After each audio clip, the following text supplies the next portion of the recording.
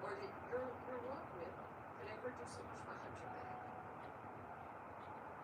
Because the bottom line is, no matter how well you do, you're broken.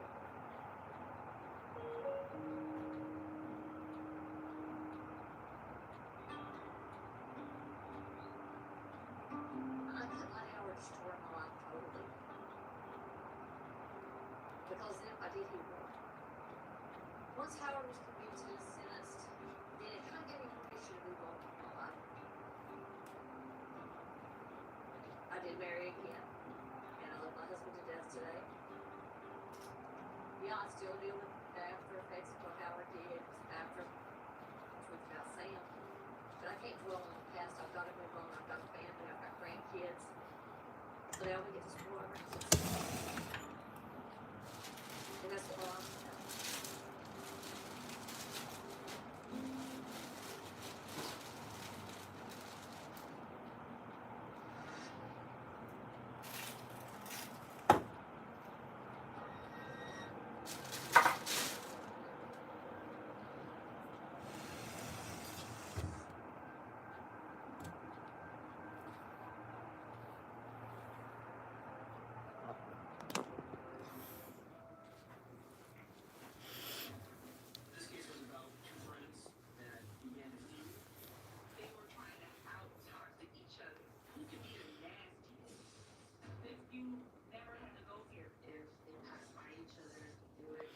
Hello. Hello, Kuya. Oh, vlog 04. Thank you. Thank you for thumbs up. Thank you so much.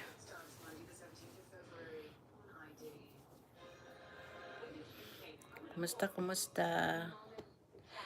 Katapos lang namin mag linis-linis. Thank you so much sa pagdalaw-dalaw sa aking vlog. Okay, thank you. Merinda? Snack ba dyan?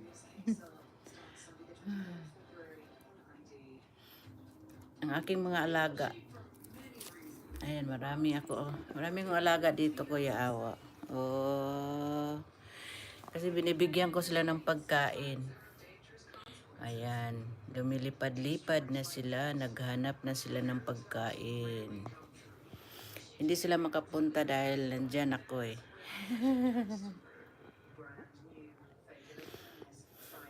Snack time ba? Hindi na ako nakamasyadong nakagala ngayon ba kasi busy kasi ako. Nag-iisa lang ako dito sa bahay ngayon kasi yung kasama ko umuwi. Yung kinuha ko naman hindi alanganin yung edad, 23 pa, kailangan 24. Mag 24 pa siya ngayong August 5. Hintayin muna mag 24 saka na siya makaalis kasi bawal ngayon magpalipad daw ng 23 years old.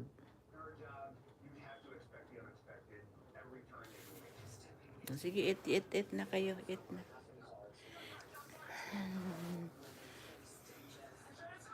Ayaw niya makaano dahil nandito ako nakikita nila ako. Libangan niya ng amo ko. Natapos yung aming alagang pusa, yan din ang libangan niya. Ayan.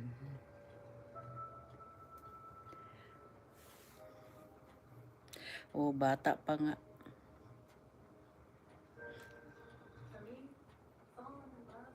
Ayan ang aking mga alagang kalapati. Kasi mahirap ngayon, 'di ba? Mula nung maraming namamatay, pinapatay. Naghigpit sila.